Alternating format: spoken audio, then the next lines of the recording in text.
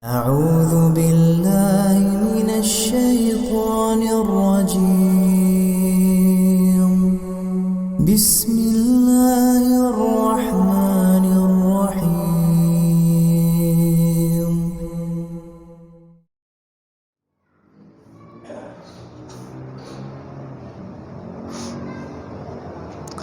Baik, mulai. Bismillahirrahmanirrahim. Assalamualaikum warahmatullahi wabarakatuh.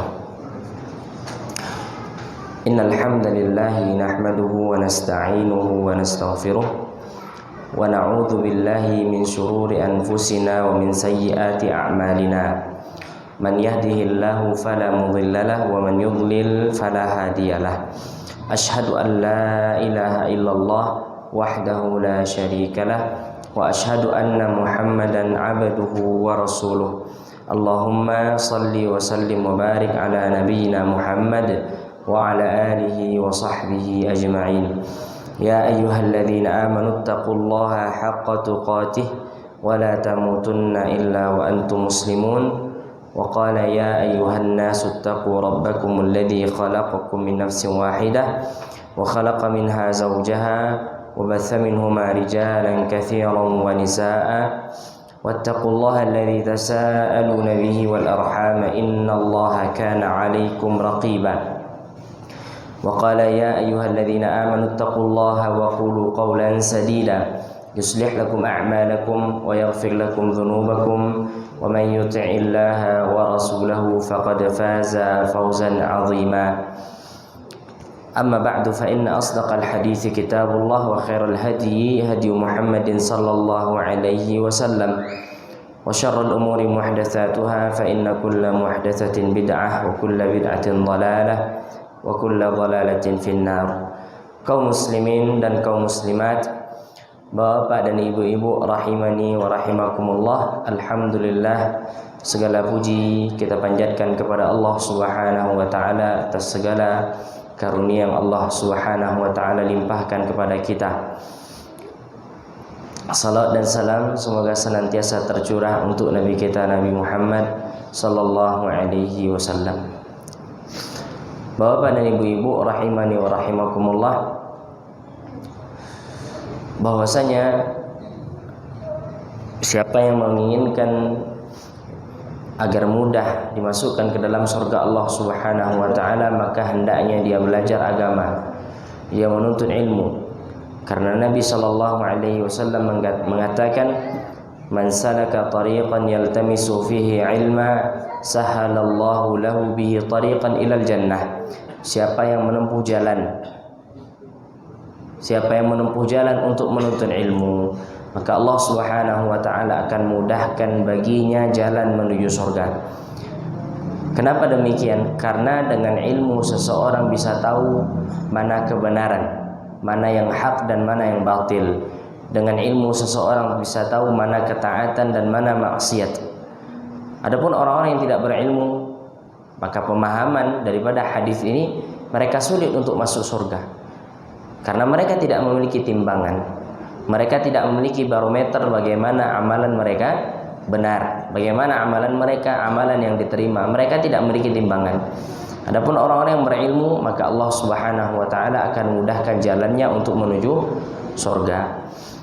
Bapak dan Ibu yang dirahmati Allah Subhanahu wa taala, maka oleh sebab itu hendaknya setiap di antara kita semangat di dalam mempelajari agamanya, semangat dalam menghadiri majelis ilmu. Dan majelis ilmu atau ilmu agama tidak ada batasan seseorang untuk belajarnya. Berbeda dengan pendidikan-pendidikan di formal. Kalau pendidikan formal maka ada batasan tertentu. Adapun ilmu agama maka tidak ada batasannya. Para ulama mengatakan al-ilmu bahrun la sahila lahu. Ilmu itu adalah samudra yang tidak bertepi. Ilmu itu adalah samudra yang tidak bertepi. Maka ilmu itu luas. Adapun apa yang Allah berikan kepada kita dari ilmu, maka itu hanya sedikit. Wa ma utitu minal ilmi illa qalila, kata Allah taala. Dan kalian tidaklah diberikan ilmu kecuali sedikit. Bapak dan Ibu dirahmati Allah Subhanahu wa taala, pada malam hari ini insyaallah taala kembali kita melanjutkan pembahasan kita membahas kitab Al-Kabair yang dikarang oleh Al-Imam Al-Zahabi rahimahullahu taala. Dosa besar yang ke-31 sudah belum? Yang ke-30? 26. Baik.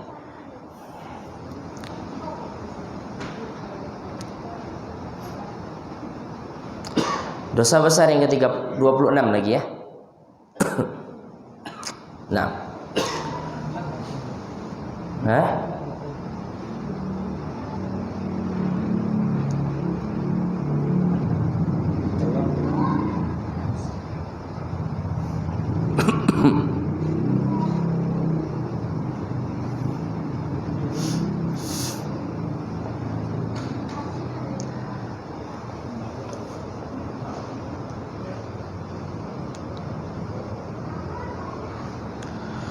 Dosa besar yang ke-26. Berkata Al-Imam Al-Zahabi rahimahullahu taala,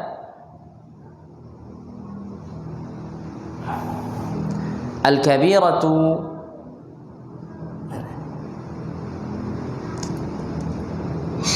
as-sadisatu wal-'ishrun.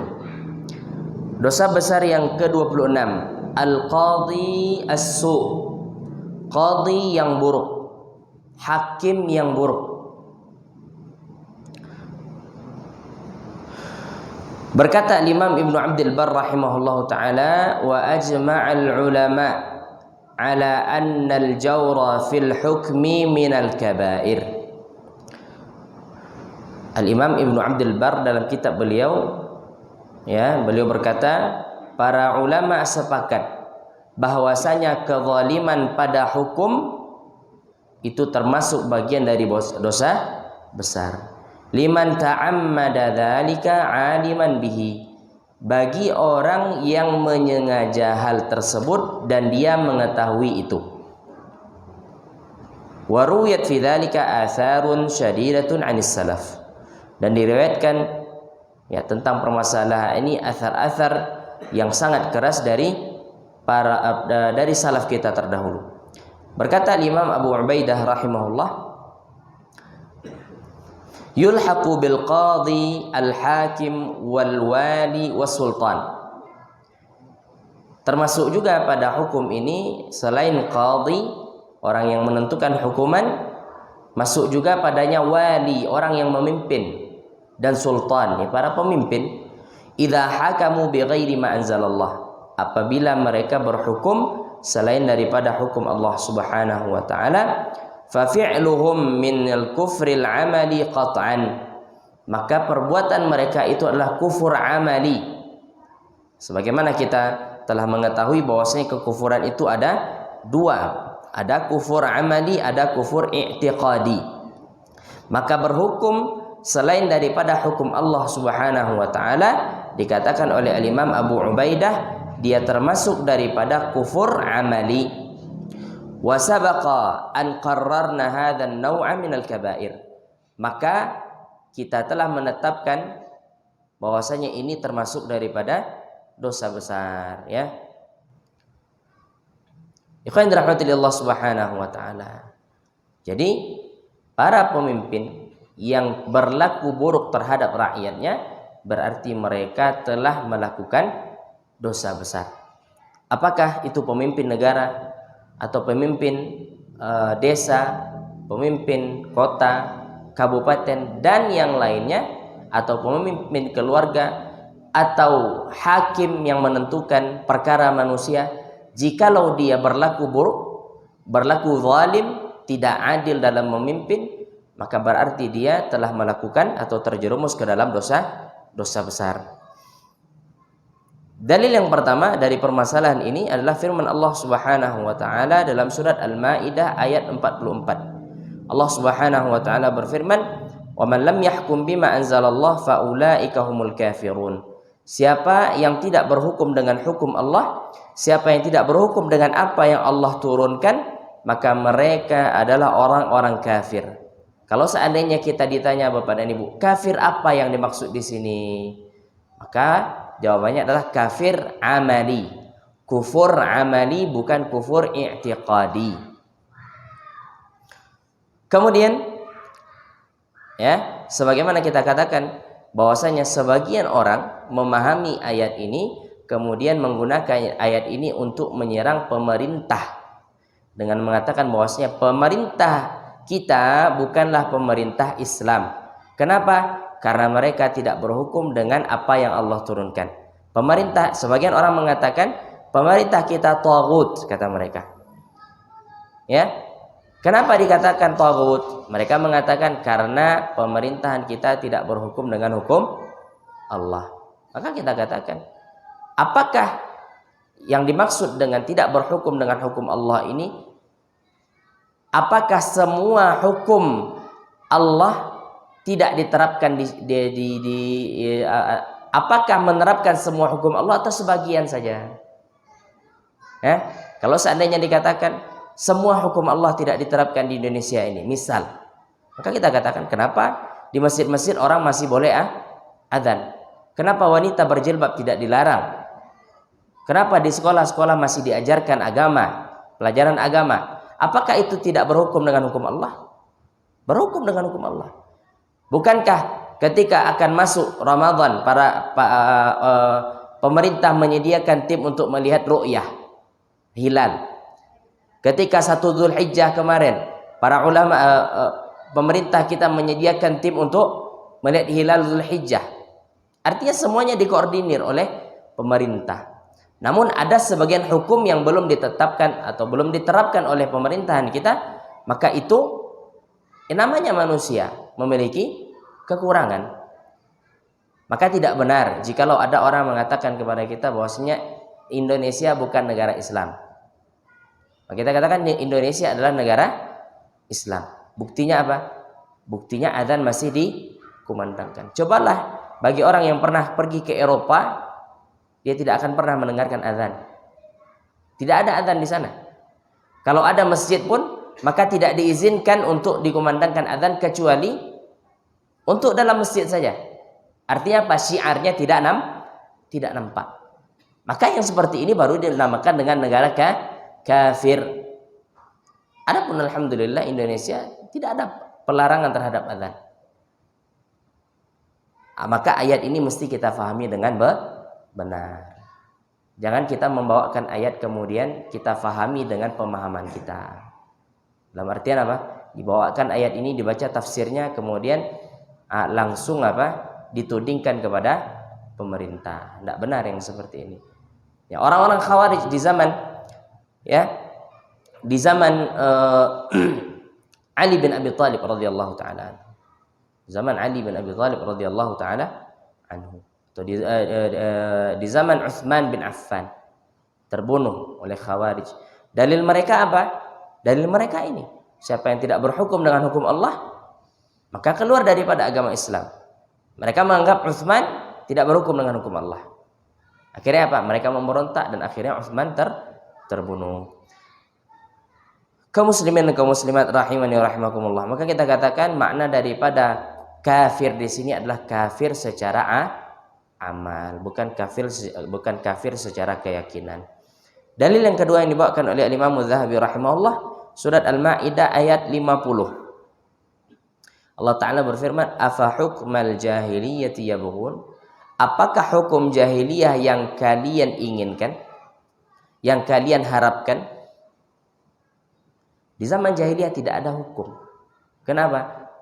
Karena siapa di antara mereka yang kuat, maka dia yang menguasai. Siapa di antara mereka yang kuat, maka dia menguasai. Kabilah yang kuat, maka kabilah itu yang menguasai. Tidak ada hukum. Tidak ada hukum yang adil di masa itu. Adapun setelah Islam datang, maka Islam menerapkan hukum yang adil bagi semuanya. Adil bagi semuanya. Kemudian dalil yang lain dalam surah Al-Baqarah ayat 159. Al-Baqarah 159. Allah Subhanahu wa taala berfirman, innal ladzina yaktumuna ma anzalallah, innal ladzina yaktumuna ma anzalna minal bayyinati wal huda min ba'di ma bayyanahu lin-nas fil kitab ulaika yal'anuhumullah wa yal'anuhumul la'inun. Sesungguhnya orang-orang yang menyembunyikan ya apa yang telah kami turunkan dari penjelasan dan petunjuk. Min ba'di ma bayyanahu lin-nas, setelah kami jelaskan itu kepada manusia, fil kitab, di dalam Alkitab Al-Quran, ulaika yal'anuhumullah, mereka adalah orang-orang yang dilaknat oleh Allah, wa yal'anuhumul la'inun, dan dilaknat oleh orang-orang yang melaknat, dilaknat oleh manusia. Dalam ayat yang mulia ini Allah Subhanahu wa taala mengatakan apa? Orang yang menyembunyikan keterangan yang Allah berikan, menyembunyikan hukum yang ada di dalam Al-Quran, maka mereka adalah orang yang dilaknat oleh Allah Subhanahu wa taala. Ya, menyembunyikan hukum yang ada di dalam syariat, maka mereka adalah orang terlaknat. Di antara bentuk qadhi ikhwah yang dirahmati oleh Allah Subhanahu wa taala adalah ketika seseorang ditanya tentang permasalahan agama, bagaimana hukumnya? Kemudian dia jawab. Dia sembunyikan ya kebenaran, kemudian yang dia sampaikan adalah kebatilan, hawa nafsu. Maka ini termasuk daripada orang-orang yang terlaknat. Kan ada sebagian orang ikhwan yang dirahmati Allah, padahal jelas terlarang dalam Al-Quran, kemudian mereka katakan, oh boleh, di zaman sekarang boleh. Khilaf para ulama. Sementara Al-Quran mengatakan apa? Haram. Nabi SAW mengatakan haram. Kemudian dia ditanya oleh seseorang, bagaimana hukumnya ini Buya? Ya, dia mengatakan, oh di zaman sekarang para ulama kita khilaf tentang permasalahan ini, maka tidak boleh kita saling menyalahkan. Padahal dalam Al-Quran hukumnya haram, dalam hadis hukumnya haram. Kemudian dia mengatakan oh khilaf. Berarti orang ini apa? Telah menyembunyikan kebenaran, dan dia adalah merupakan orang terlaknat, orang yang dilaknat oleh Allah Subhanahu wa taala dan orang yang dilaknat oleh manusia. Kalau Allah sudah melaknat orang, kalau Allah sudah melaknat seseorang, maka ini pertanda tidak akan ada keberkahan lagi. Ya. Laknat itu artinya apa? Jauh daripada keberkahan. Kalau manusia yang melaknat, bisa jadi laknat mereka tidak berlaku bagi kita karena manusia yang melaknat. Namun jikalau Allah yang melaknat, maka itu alamat orang ini tidak akan berkah hidupnya. Ya, kenapa? Karena yang memberikan dia segalanya Allah Subhanahu wa taala. Maka Allah melaknat orang-orang yang menyembunyikan apa yang Allah turunkan dari penjelasan. Ya, apa yang Allah turunkan dari penjelasan setelah Allah jelaskan di dalam Al-Qur'anul Karim, maka mereka adalah orang yang terlaknat dan orang yang dilaknat oleh manusia. Taib. Hakim pun demikian. Kalau misalnya dia tahu ada dua orang bersengketa, dua orang bersengketa ya terhadap satu tanah bersengketa. Hakim tahu bahwasanya tanah ini punya si Ahmad. Ya. Karena ya si Ahmad punya tanah ini, tahu hakim. Kemudian adapun si fulan, karena dia orangnya banyak uang, dia sewa pengacara yang handal. Kemudian hakim akhirnya memutuskan bahwasanya tanah bukan milik si Ahmad namun milik si fulan. Padahal hakim tahu ini Ahmad yang punya. Berarti orang ini adalah orang yang dilaknat. Berarti para pengacara, para hakim di zaman kita ini orang-orang yang banyak dustanya. Ya, orang-orang yang banyak dustanya. Bapak yang dirahmati Allah Subhanahu wa taala, maka ini zalim namanya. Berbeda hal kalau seandainya hakim itu tidak tahu. Orang melaporkan perkara kepada dia, kemudian didatangkanlah bukti-bukti, ternyata si Ahmad yang punya tanah selama ini dia lalai misalnya. Dia lalai artinya tidak mensertifikatkan tanahnya, dia biarkan begitu saja. Adapun si fulan karena dia banyak uang, dia urus walaupun tanah bukan milik dia. Akhirnya apa? Akhirnya melihat bukti-bukti, maka hakim menentukan, oh ini bukti terkuatnya bahwasanya pemilik tanah adalah si fulan. Dengan bukti dia mengatakan. Akhirnya diserahkanlah tanah kepada si fulan. Apakah hakim ini di hadapan Allah dia berdosa? Jawabannya tidak. Yang berdosa siapa? Si fulan ini. Karena telah berdusta. Adapun hakim menentukan apa yang zahir bagi dia. Apa yang zahir bagi dia maka itu dia tentukan. Adapun apa yang ada di hati manusia maka itu bukan tugas seorang hakim. Kaum muslimin dan kaum muslimat rahimani wa rahimakumullah. Wa qad rawa al-Hakim fi sahihi bi isnadin la ardahu ana, kata Imam Zahabi. Al-Imam al-Hakim meriwayatkan dalam sahihnya, dalam mustadraknya dengan sanad yang aku tidak ridhai, aku tidak puas terhadap sanad itu. Maksudnya apa? Sanadnya lemah. An Talhata ibni Ubaidillah, dari Talha bin Ubaidillah, dari Nabi sallallahu alaihi wasallam, ya, beliau berkata, la yaqbalullahu salata imamin hakama bighairi ma anzalallah. Allah tidak menerima salat seorang imam yang tidak berhukum atau yang berhukum dengan selain hukum Allah. Hadis ini lemah, ya, dikatakan oleh Imam Az-Zahabi rahimahullahu taala. Kemudian Al-Imam Zahabi mengatakan sanaduhu muzlim. Sanad hadis ini gelap, tidak terang, tidak diketahui. Wa fihi Abdullah bin Muhammad Al-Adawi. Di dalam sanad hadis itu ada seorang namanya Abdullah bin Muhammad Al-Hadawi, wa huwa muttaham, dia orang tertuduh. Artinya apa? Orang yang dikeragui akan periwayatannya.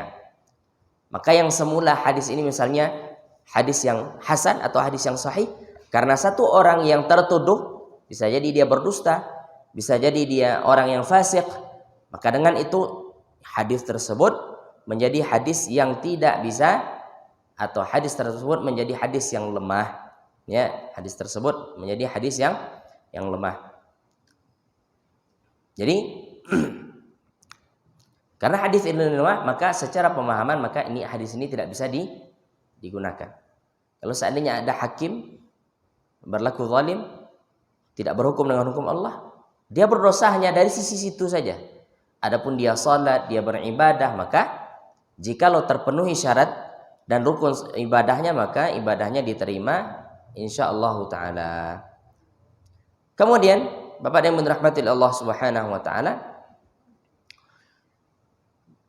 dari hadis Abu Buraidah dari Nabi sallallahu alaihi wasallam, beliau bersabda, qadhin fil jannah wa qadhiyani fin nar.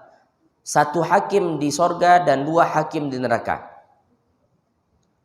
Qadhin arafa al-haqqa faqadha bihi fahuwa fil jannah. Seorang qadhi yang mengetahui kebenaran dan dia menentukan hukuman dengannya, dengan kebenaran tersebut, maka dia berada di surga. Wa qadhin arafa al-haqqa fajara muta'ammidan fahuwa fin nar. Qadhin yang mengetahui kebenaran, qadhi yang mengetahui kebenaran, namun dia berlaku zalim dengan sengaja, maka dia tempatnya di neraka. Wa qadhin qadha bighairi ilmin fahuwa finnar. Dan qadhi yang berhukum dengan tanpa ilmu, maka dia tempatnya di neraka. Sama seseorang berfatwa tanpa ilmu, itu kan qadhi juga namanya. Orang menanyakan permasalahan, dia tidak ada ilmu. Dia menjawab boleh, tidak, boleh, tidak. Oh, tidak mengapa. Itu saja yang dia jawab. Sementara apa? Dia tidak tahu apakah ada ilmu, apakah ada dalil, apakah ada penjelasan, burhan atau basirah dalam agama kita atau tidak. Dia tidak paham. Ya, dia jawab. Dia jawab terus. Segala ada orang bertanya, segala ada pertanyaan kepadanya ditujukan, dia katakan, ya boleh, tidak boleh, boleh, tidak boleh. Hanya sekedar itu saja. Maka ini termasuk daripada orang yang berhukum atau orang yang menentukan hukum tanpa ilmu. Naam, hadis ini dikeluarkan oleh Al-Imam Al-Hakim dalam Mustadraknya, ya. Kemudian wal isnadul madhkur dhaifun jiddan. Adapun sanad yang disebutkan maka sanadnya sangat lemah sekali, ya, sangat lemah sekali. Bisabab Al-Ghanawi. Ada seorang bernama Al-Ghanawi dan dikatakan oleh Abu Hatim kana min uttaqi asy-Syiah. Dia termasuk dari orang Syiah. Periwayatan Syiah tidak diterima, Kenapa? Karena Syiah itu pendusta, berbohong.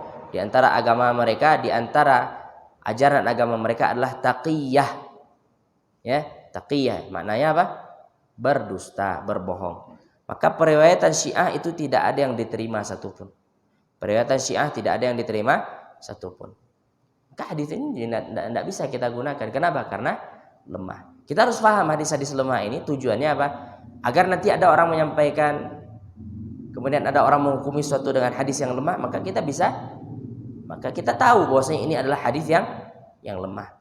Al-Imam Adz-Dzahabi meletakkan hadis yang lemah ini bukan karena beliau sengaja meletakkan, tapi karena menurut beliau hadis ini adalah hadis yang benar menurut ilmu beliau, sehingga beliau letakkan pada kitabnya. Kemudian datang ulama belakangan, diperiksa lagi hadis tersebut, ternyata hadis itu lemah.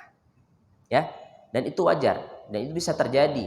Ya, seperti misalnya Al-Imamul Hakim, ketika beliau mensahihkan hadis, kemudian diperiksa lagi oleh para ulama yang datang belakangan, ternyata didapati hadis-hadis yang beliau sahihkan ternyata ada sebagian yang lemah. Nah, seperti itu. Kaum muslimin dan kaum muslimat rahimani wa rahimakumullah. Qultu, kata Imam Adz-Dzahabi, aku mengatakan, fa kullu man qadha bi ghairi ilmin wala bayyinatin min Allah wa rasulih ala ma yaqdi bihi fa huwa dakhilun fi hadzal wa'id. Beliau mengatakan, setiap orang yang berhukum atau yang menentukan hukum tanpa ilmu dan tanpa ada penjelasan keterangan dari Allah dan Rasulnya atas apa yang dia tentukan dari hukum, maka dia masuk pada ancaman ini. Ya, maka kalau seandainya kita tahu ikhwan rahmatillah bagaimana beratnya menjadi seorang qadhi, ya, maka seseorang tidak akan mau untuk menjadi qadhi. Berat. Menentukan hukum itu harus di atas ilmu. Ya, tidak boleh atas dasar apa? Perkiraan. Perkiraan dalam artian seperti ini. Kayaknya boleh, kayaknya. Sementara seorang qadhi itu ketika dia menentukan hukum, dia harus kumpulkan ya berbagai macam apa? Bukti dan saksi. Makanya di antara sebagian pengadilan itu tidak putus satu kali, ya kan? Tidak ada satu kali, ada pengadilan berikutnya, ada berikutnya, sampai beberapa kali pertemuan baru diputuskan oleh qadhi. Oh, saya yang berhak adalah si fulan dan si alan tidak berhak. Ya. Warawa Syuraik anil A'mash an Sa'ad bin Ubaidah an ibni Buraidah an abihi qala Rasulullah sallallahu alaihi wasallam. Rasulullah sallallahu alaihi wasallam bersabda, qadhiyani finnar wa qadhin fil jannah. Ada dua orang qadhi di neraka dan satu orang qadhi di surga. Dua orang qadhi di neraka tadi, yang pertama adalah qadhi yang tahu kebenaran namun dia tidak berhukum dengan kebenaran itu. Itu yang pertama. Dan yang kedua apa? Qadhi yang memutuskan hukum tanpa ilmu.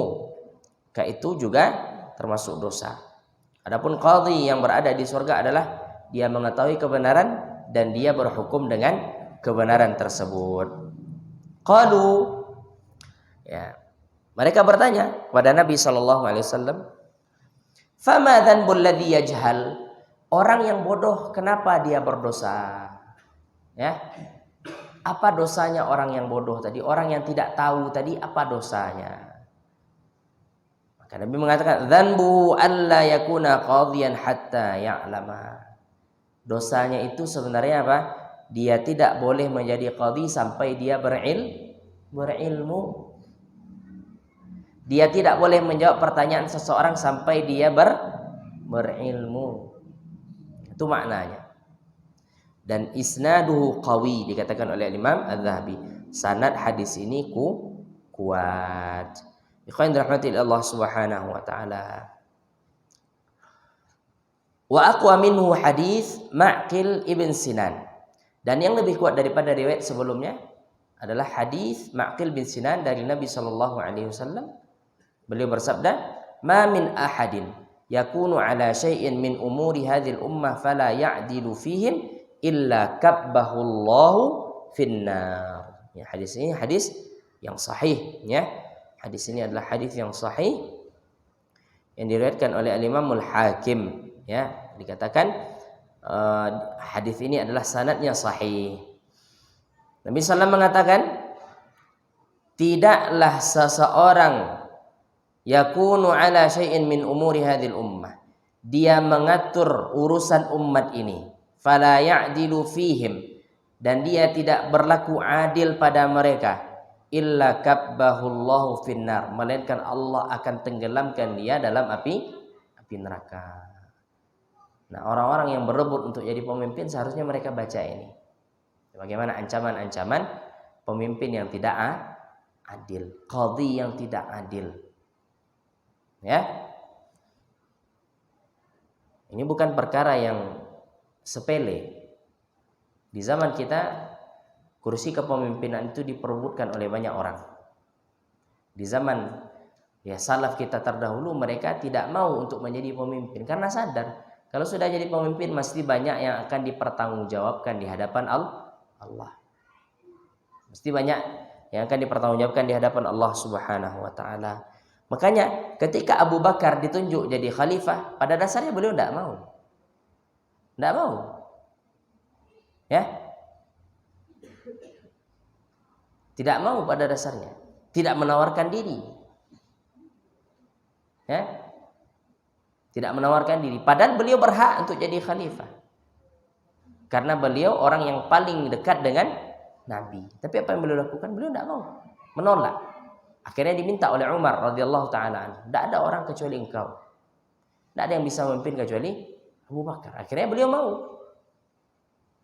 Ya. Dan itu pun setelah diadakan musyawarah. Dilihat ini orang ini pantas tidak jadi pemimpin. Orang ini layak tidak untuk memimpin. Kan musyawarah, bukan voting.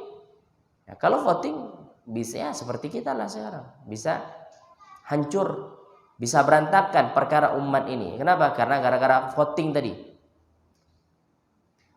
Mana yang paling banyak di zaman kita bentuk manusianya, maka itu pula nanti pemimpin yang akan terpilih. Ya, itu juga pemimpin nanti akan terpilih. Kalau yang paling banyak di Indonesia ini orang yang pendusta, maka naik juga pemimpin yang pendusta.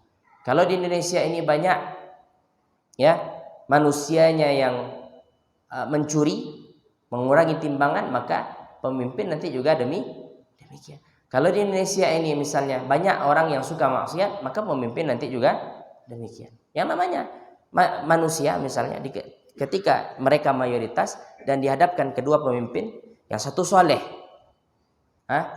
soleh, ustadz, buya, LCMA, doktor, profesor, misalnya kan.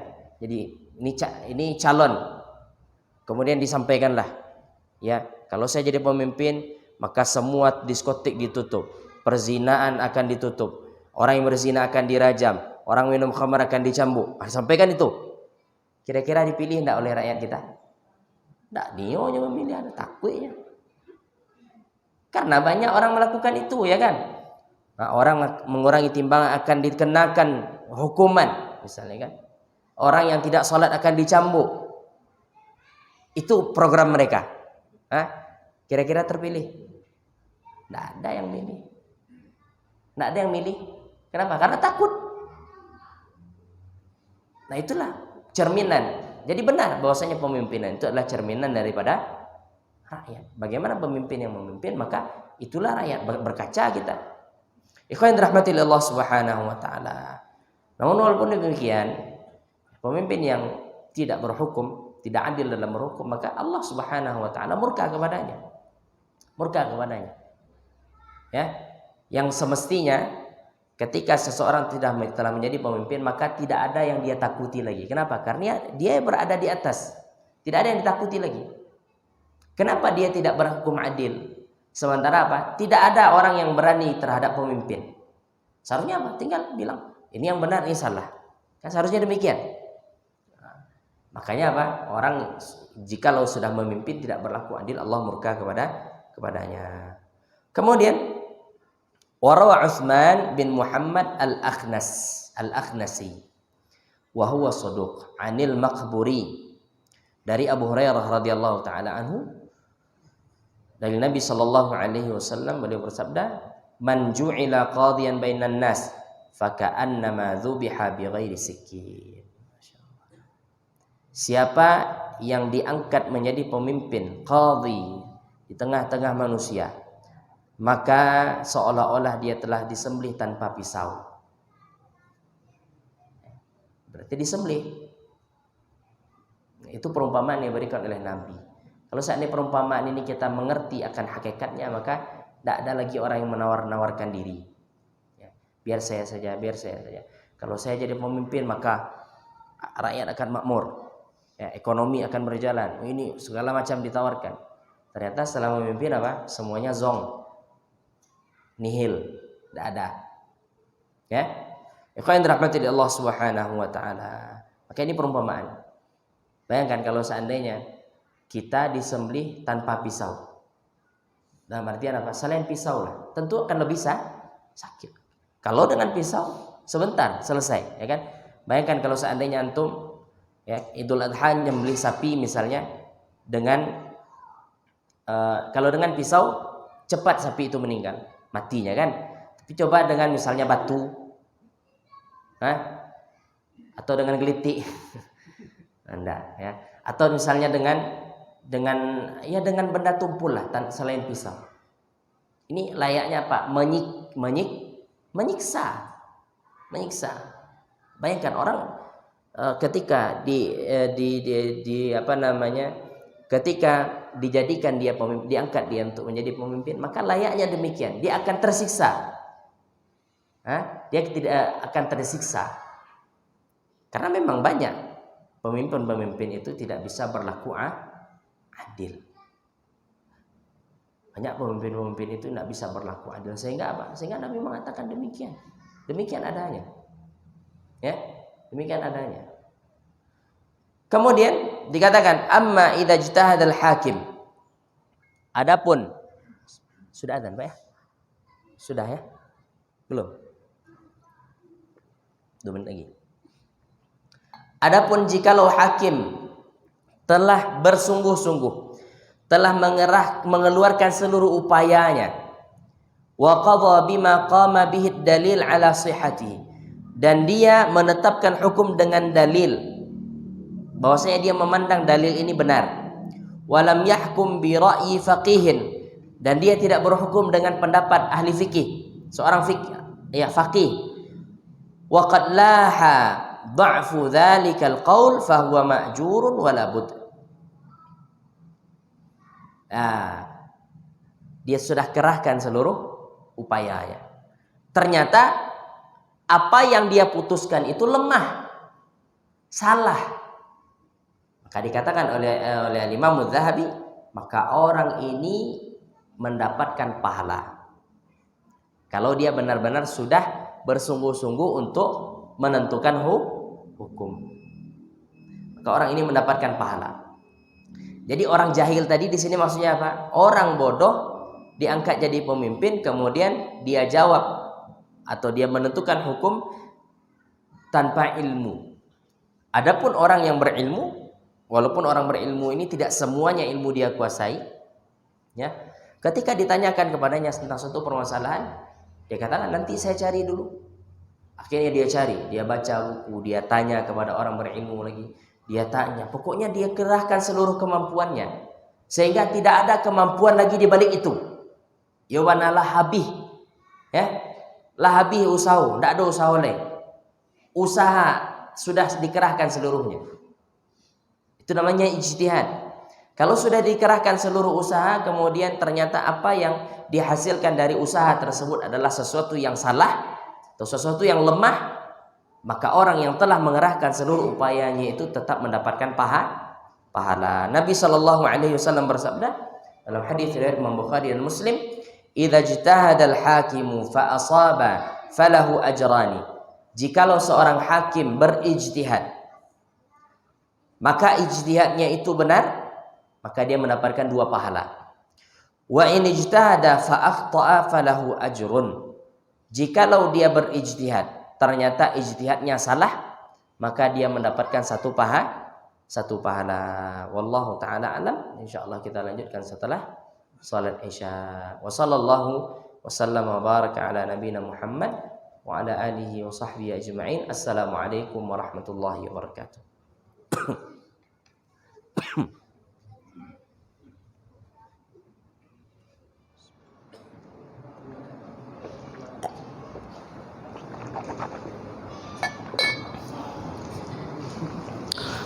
Bismillahirrahmanirrahim. Assalamualaikum warahmatullahi wabarakatuh. Alhamdulillah wassalatu wassalamu ala Rasulillah wa ala alihi wa sahbihi wa walah wa la haula wa la quwwata illa billah, amma ba'd. Bapak dan ibu-ibu, kaum muslimin kaum muslimat rahimani wa rahimakumullah. Terakhir tadi kita membahas tentang hakim yang telah mengerahkan seluruh upayanya untuk menentukan satu hukum. Ternyata hakim ini salah. Maka kata Nabi SAW, dia mendapatkan satu pahala.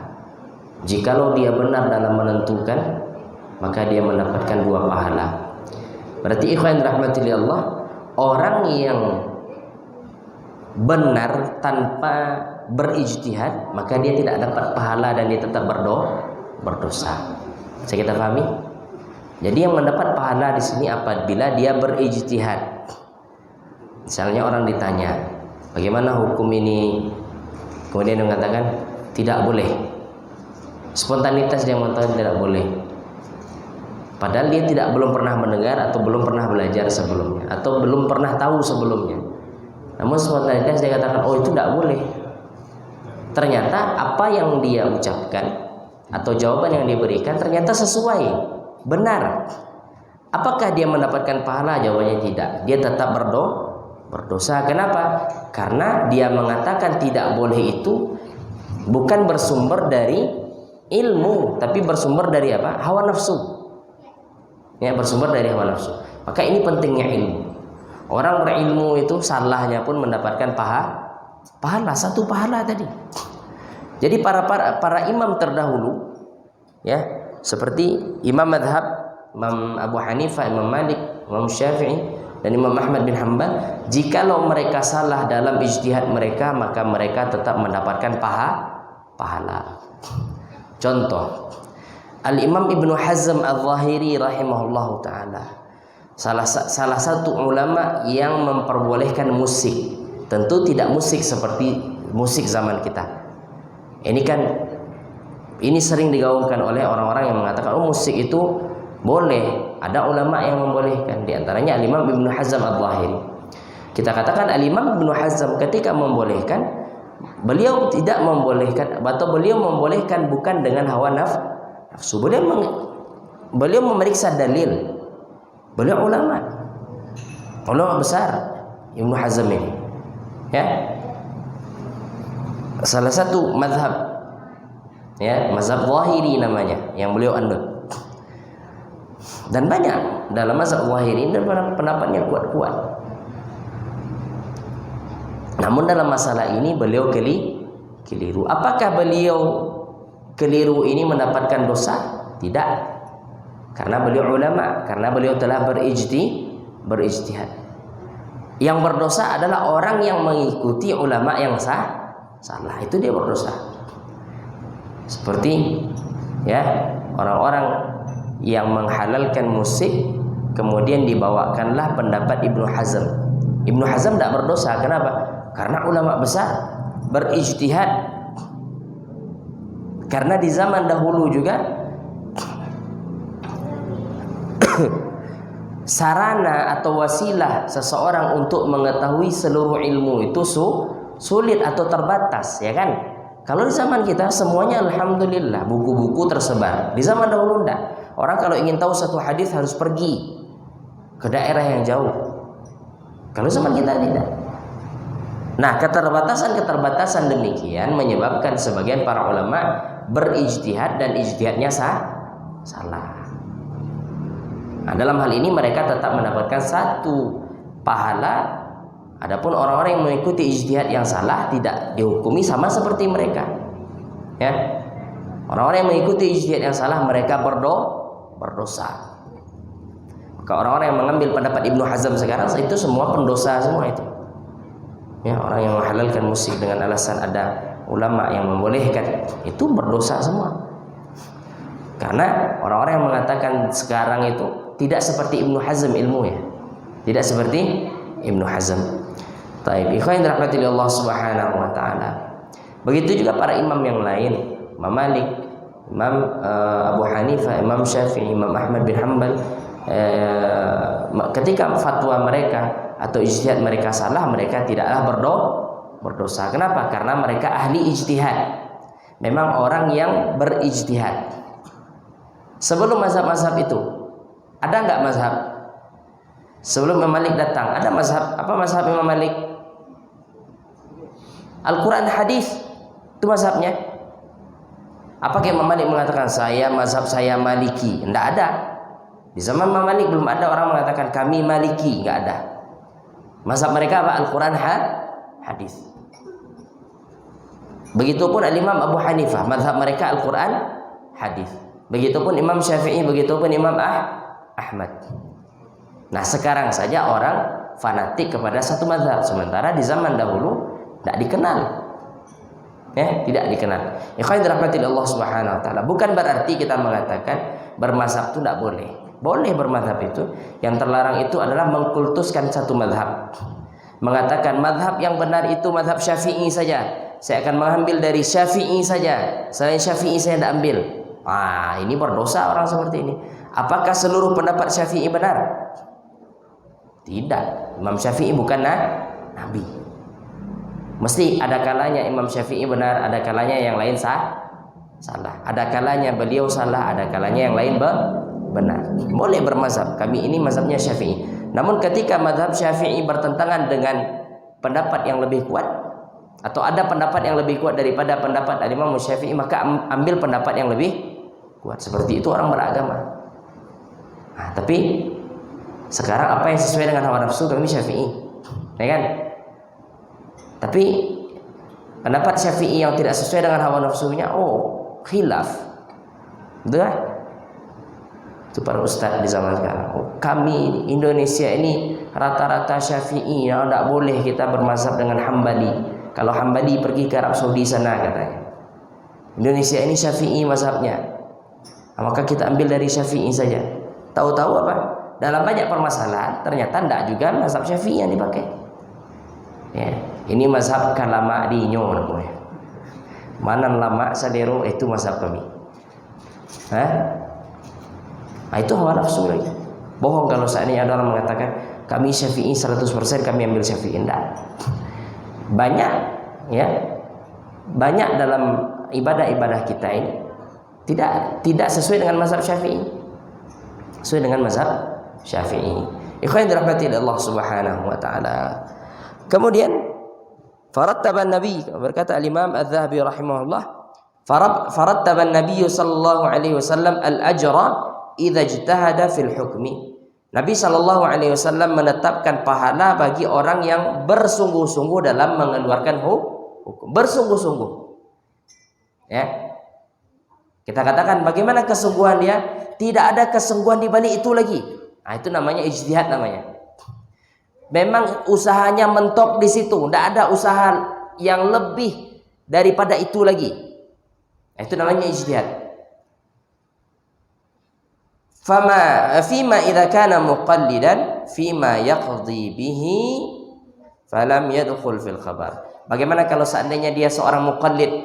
Muqallid itu maknanya apa? Orang yang meniru saja.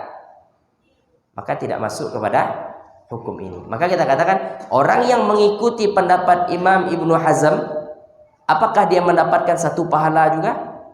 Tidak. Kenapa? Karena dia muqallid. Imam Ibnu Hazm dapat satu pahala karena salah dalam ijtihadnya. Adapun dia tetap berdosa. Jadi dalil ini bukan untuk seluruh manusia. Untuk siapa dalil ini? Untuk orang yang berijtihad. Untuk orang yang berijtihad. Adapun orang-orang di zaman sekarang tidak sekelas Ibnu Hazm, ahli ijtihad. Mereka hanya menukil saja daripada Ibnu Hazm. Berarti mereka tidak mendapatkan satu pahala. Orang-orang yang mengikuti pendapat salah dia tidak mendapatkan satu pahala. Ini harus kita pahami. Kenapa? Karena ada sebagian orang di luar sana dia memahami apa? Walaupun pendapatnya salah kan dapat satu pahala dia. Kita katakan itu kan dia ijtihad. Kita kan tidak ijtihad. Kita muqallid. Kita hanya mengikuti dia. Orang yang mengikuti atau muqallid maka tidak sama hukumnya dengan orang yang berijtihad. Ya, bisa difahami? Tayyib. Itu dikatakan oleh Imam Adz-Dzahabi rahimahullah taala. Wa yahrumu 'alal qadhi an yahkumu wa huwa ghadban wa la siyama min al-khasmi. Haram bagi seorang qadhi menetapkan hukum ketika dia sedang marah. Ya, terlebih lagi dia marah terhadap al-khasmi, terhadap musuhnya. Misalnya mengatakan tidak boleh seorang qadhi memberikan hukuman ketika dia marah. Kenapa? Karena ketika marah itu tentu apa? Tentu hukum yang dia tetapkan bukan hukum yang bersumber daripada akal yang sehat, yang jernih. Ya, orang kalau sudah marah menentukan hukum itu sembarangan. Dan diikuti pula misalnya dengan hal yang lain. Tidak boleh seorang qadhi menetapkan hukum ketika dia sedang mengantuk. Tidak boleh. Memang seorang qadhi itu ketika menentukan hukum memang dia harus pikirannya benar-benar full ke situ, totalitas. Ketika ada yang membuat pikirannya bercabang, maka tidak boleh dia menentukan hukum. Seperti misalnya dia dalam keadaan marah. Ya, dalam keadaan marah. Maka tidak boleh dia menentukan hukum. Haram baginya untuk menentukan hukum. Wa idza ijtama'a fil qadhi qillatu ilmin wa su'u qasdin wa akhlaqun za'irah wa qillatu wara'in faqad tammat khasaratuhu wa wajaba alaihi an ya'zila nafsahu wa yubadiru bil khalas minan nar. Apabila terkumpul pada diri seorang qadhi itu sedikit ilmu, buruk maksudnya,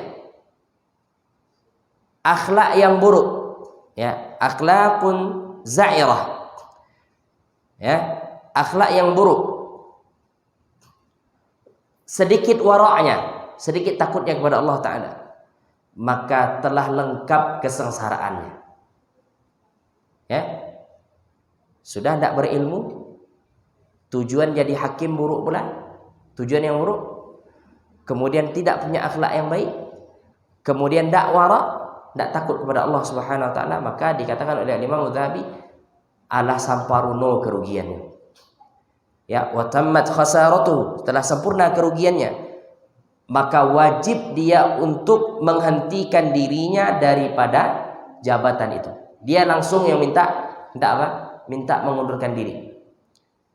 Wa yubadiru bil khalas minan nar, dan dia bersegera ya lari daripada api neraka. Kalau dia tetap pada jabatannya sehingga padahal dia tetap pada jabatannya, padahal dia tidak mampu untuk mengemban tugas itu, maka berarti dia telah menjerumuskan dirinya ke dalam api neraka. Kalau sekiranya kita diberikan jabatan tertentu, kita sekiranya tidak mampu, maka mundur langsung. Mundur. Kalau tidak mundur, maka kita akan menyemplungkan, ya, kita akan melemparkan diri kita sendiri ke dalam api neraka Allah Subhanahu Wa Ta'ala wal iyadu billah. Kemudian, Wan Abdullah Ibn Amr, dari Abdullah bin Amr radhiyallahu taala anhu, dia berkata Rasulullah sallallahu alaihi wasallam bersabda, "La'natullahi 'alal rashi wal murtashi." Allah melaknat orang yang menyogok dan orang yang disogok. Berarti pengacara yang menangkan, membela orang yang salah, berarti pengacara yang disogok mendapat laknat. Hakim yang disogok kemudian dia menentukan hukum, memenangkan orang yang menyogoknya, berarti ini hakim yang dilaknat. Hakim yang dilaknat. Orang yang menyogok dan orang yang disogok kedua-duanya terlaknat. Ada nggak di kita? Oh, banyak. Ya, sogok menyogok di negara kita ini bukan sesuatu yang bukan sesuatu yang tercela kayaknya orang memandang di zaman kita. Dalam segala pengurusan, SIM, Kalau iko sekian. Tapi kalau nio selesai tanpa tes, tambah sekian. Ini apa namanya? Sogok. Ini kan pengurusan surat-surat mobil. Kalau nio nan selesai capek, sekian tambahan. Tapi kalau nan biasa-biasa saja, sebulan atau 2 bulan. Sogok enggak ini? Sogok. Enggak boleh. Ya. Sogok menyogok haram. Orang yang memberikan sogokan dan orang yang menerima, kedua-duanya dilaknat. Dilaknat. Dan itu masih berlaku sepertinya sampai zaman sekarang. Dahulu ketika dahulu sekali itu berlaku. Tidak tahu sekarang karena sudah tidak lama mengurus itu. Sudah lama tidak mengurus. Masih ya, Bang? Masih. Dan itu mereka menganggap bukan sogok menyogok, tapi apa istilahnya? Hadiah. Karena dia telah membantu kita, kasih hadiah. Apapun namanya, kalau bentuknya itu maka sogok menyogok. Orang tua anaknya naik kelas, panggil, bertemu dengan wali kelas, kasih hadiah, Pak, tolong naikkan. Ya, tolong naikkan anak saya, kasih hadiah. Ini apa namanya? Sogok menyogok. Tidak boleh, haram dalam syariat kita. Ya, uang yang dia makan adalah uang yang haram. Perbuatan yang dia kerjakan adalah perbuatan yang terlaknat. Ya, mulai dari lini yang paling kecil saja sudah ada sogok menyogok.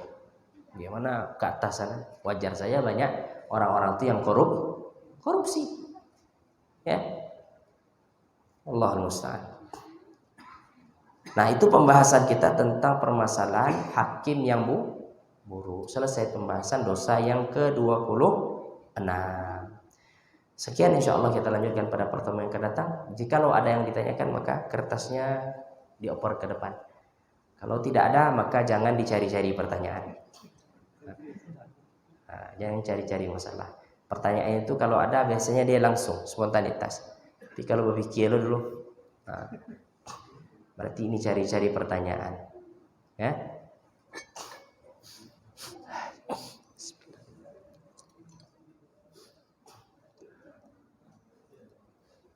Assalamualaikum. Waalaikumsalam. Ustaz, apa arti tauhid mulkiyah dan apakah ada bagian tauhid mulkiyah dari ulama terdahulu? Jawabannya tidak ada. Ya. Tauhid mulkiyah ini maknanya tidak sempurna tauhid kecuali dengan kepemimpinan. Paham?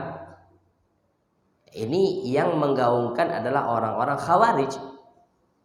Orang khawarij. Ya. Maka ini tidak benar. Kalau dilihat ya pembagiannya, ini pembagian yang salah. Pembagian yang salah. Tauhid mulkiyah. Kalau seandainya ini dari zat Allah Subhanahu wa taala, maka ini masuk kepada tauhid rububiyah, mulkiyah. Allah memiliki. Mana masuknya? Tauhid rububiyah. Kalau seandainya ini berkaitan dengan perbuatan makhluk, maka masuknya kepada tauhid uluhiyah. Tidak perlu ada pembagian yang lain. Ini seperti tauhid mulkiyah ini tidak perlu. Ini penamaan yang salah. Ya, dan ini digaungkan oleh orang-orang pergerakan, orang-orang harakiyah yang mana tujuan mereka adalah tampuk ke pemimpinan. Wallahu a'lam. Sebenarnya pemimpinan itu bukan tujuan. Tujuan kita berdakwah itu bukan untuk agar kita menjadi pemimpin atau bukan untuk agar terciptanya tatanan negara yang bagus. Bukan itu. Tujuan kita berdakwah adalah untuk beribadah kepada Allah Ta'ala. Adapun kepemimpinan itu adalah hadiah dari Allah. Hadiah, bukan tujuan. Bukan tujuan, itu adalah hadiah dan anugerah dari Allah Subhanahu wa taala.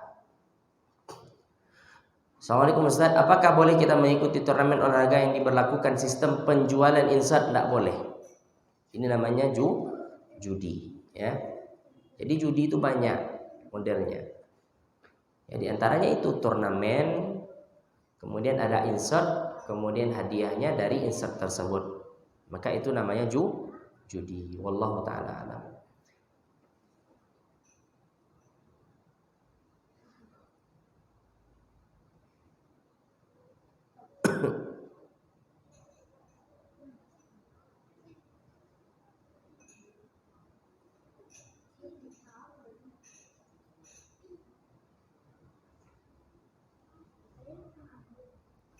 Bolehkah seorang guru menetapkan suatu hukuman yang sebelumnya sudah ada hukum terhadap hukum tersebut? Contohnya, siapa yang duluan makan, maka haram baginya mencicipi makanan tersebut.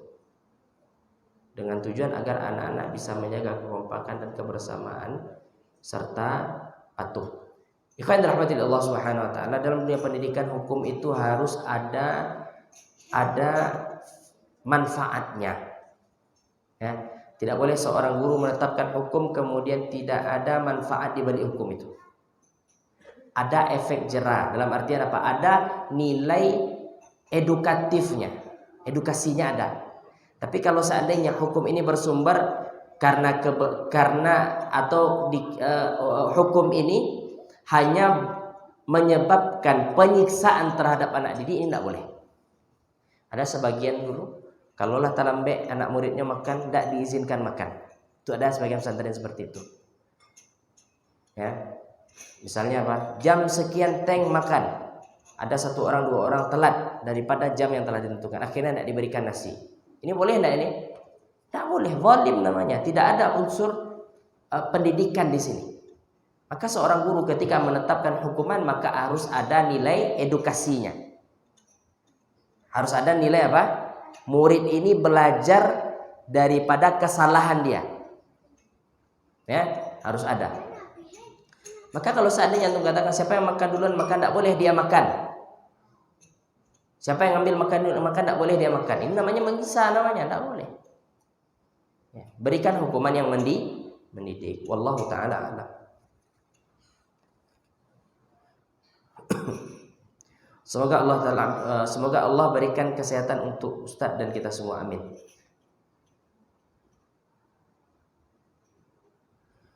Berikan kami nasihat agar tetap tegar di atas sunnah meskipun banyak rintangan. Ya, itu namanya ujian dan itu biasa. Nabi SAW mengatakan kepada kita bahwasanya innallaha atau man yuridillahu bi khairan yusib minhu. Siapa yang Allah inginkan kebaikan, Allah uji dia. Ya, Allah uji dia. Maka jalan yang benar itu tidak ada yang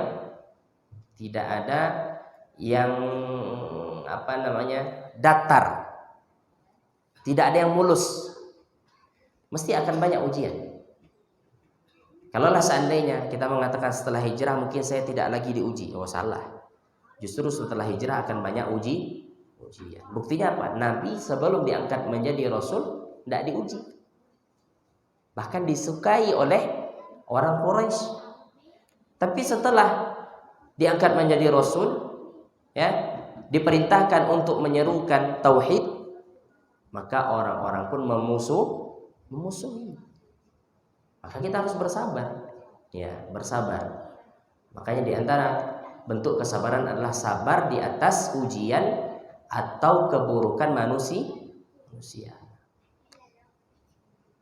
Kita harus bersabar. Ya, tidak boleh karena ujian yang kita terima akhirnya kita meninggalkan jalan yang benar. Tidak boleh. Ya, nasihatnya agar tetap ikhlas ya di dalam hijrahnya, agar tetap ikhlas di dalam menegakkan sunnahnya, kemudian membekali diri dengan ilmu. Membekali diri dengan ilmu itu penting. Karena semakin seorang berilmu maka akan semakin pandai dia di dalam memandang ujian. Ya. Akan semakin pandai dia dalam memandang ujian. Maka itu hal yang pasti. Kita katakan pasti. Semua orang diuji setelah dia ya mencoba untuk istiqamah. Diuji mesti. Ya.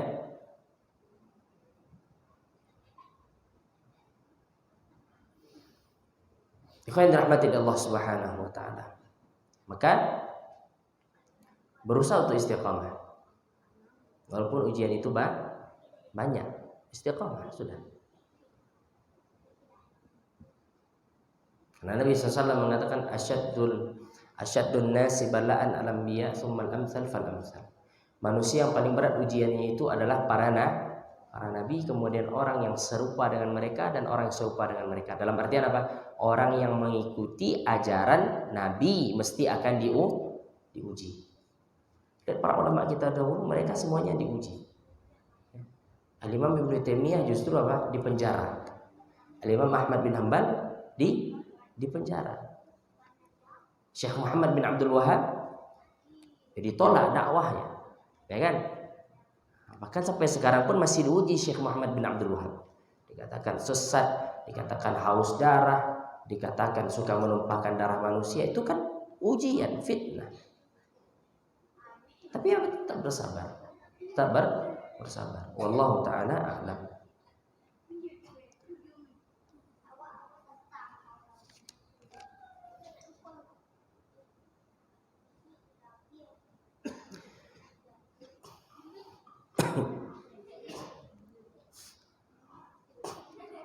Afwan Ustaz, bagaimana dengan hukum adat yang terjadi di Minangkabau, di mana mereka para nenek mama berhukum yang salah, yaitu melarang nikah dengan sama-sama suku.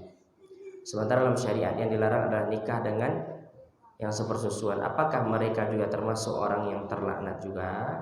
Kalau seandainya mereka mengharuskan, iya, terlaknat. Mengharamkan apa yang dihalalkan oleh Allah tidak boleh. Ya. Mengharamkan apa yang dihalalkan oleh Allah ini tidak boleh. Ya.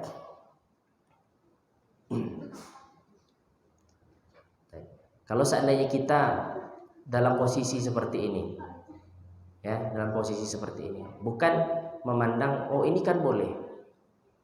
Enggak, kita lihat maslahat. Maslahat artinya seperti ini. Kalau seandainya kita menikah dengan wanita yang sesuku dengan kita, maka apa dampaknya? Walaupun secara syariat boleh, secara syariat boleh. Tapi apakah wanita itu saja yang ada di dunia ini? Nah, itu pola pikir lagi. Laki-laki tidak boleh. Oh, ambo sama inyo Ustaz. Kalau tidak sama inyo tidak bisa mau nikah Ustaz. Ini adalah laki-laki namanya, ya. Kalau seandainya gagal dengan yang ini, masih banyak jutaan wanita di luar sana. Ya bunga itu bukan hanya satu. Tidak mau dia, cari yang lain. Tidak mau mamanya dengan kita, cari yang lain. Apa sulitnya cari wanita? Gampang, ya kan? Nah, kalau dipasuli, misalnya waklah ingin, tidak perlu dalam syariat Islam, tapi mamanya bersikeras, bilang, ya sudah sampai situ saja. Nanti cari yang lain, ya, seperti itu, ya. Asal daripada adat kebiasaan itu dia dianggap dalam syariat Islam jikalau tidak menyelisihi syariat.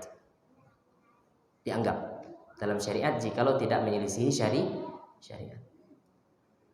Jikalau adat menyelisih syariat, maka adat itu tidak bisa kita pakai. Ya. Seperti misalnya tadi, tidak boleh menikah sesuku. Tapi kalau seandainya dia mengatakan, ya sebaiknya jangan. Sebaiknya jangan. Dia mengatakan sebaiknya jangan. Berarti dia bukan mengharamkan. Dia mengatakan ya sebaiknya jangan, cari yang lain saja. Maka cari yang lain. Ya seperti itu, ya. Wallahu ta'ala a'lam. Jadi kalian dirahmati Allah Subhanahu wa taala, ini bagi antum yang belum nikah. Jangan mudah tunduk dalam artian diikuti seluruh persyaratan keluarga wanita misalnya. Tidak boleh. Laki-laki itu dia yang memberi syarat. Jangan dia yang diberi syarat. Ini bagi yang belum nikah, jangan takut tidak kebagian jodoh. Wanita itu banyak. Justru wanita yang khawatir. Kenapa? Karena ternyata banyak wanita yang sudah umur di atas 35 belum menikah. Sudah ada yang 38, sudah ada yang kepala 4, masih belum juga menikah. Kalau sudah kepala 4 itu siapa yang mau lagi? Tidak ada yang mau. Ya, tidak ada yang mau. Maka demikian. Ya, kalau seandainya proses kemudian pihak keluarga banyak persyaratannya kepada kita, langsung batalkan saja. Ya, tidak usah lanjutkan. Wallahu ta'ala alam. Apakah di surga kelak kita bisa mendapatkan apa yang kita tidak dapatkan di dunia ini? Dan apakah di surga kelak apakah ada mobil-mobil mewah? Karena saya suka dengan mobil seperti ini, Ferrari dan lain-lain. Sekarang tugas antum masuk surga dulu. Nah, jangan berangan-angan mau mobil mewah, mau ini, ternyata tidak masuk surga. Sekarang berada di surga dulu, baru minta ke Allah Ta'ala. Ya, baru minta ke Allah Ta'ala. Tidak ada mikir Ferrari lagi di surga tuh. Ya, Ferrari itu nikmat dunia, Lamborghini, tidak ada mikir itu lagi antum nanti. Yakin. Di dunia kan mikirnya nih, tuan-tuan di surga bisa dapat juga lah Ferrari itu.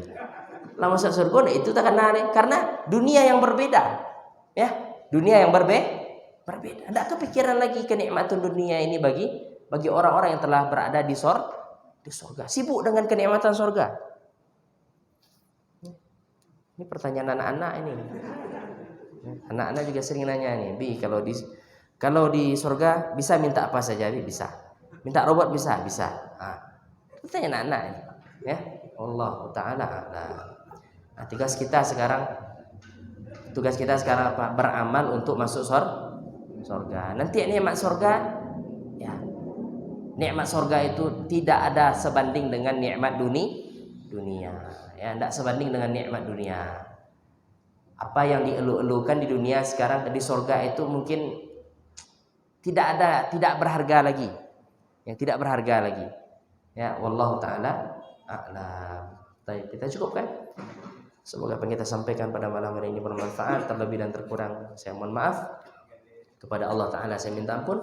Wassallallahu wasallam wa baraka ala nabiyina Muhammad wa ala alihi wa sahbihi ajma'in. Subhanakallahumma bihamdika asyhadu an la ilaha illa anta astaghfiruka wa atubu ilaik. Assalamualaikum warahmatullahi wabarakatuh.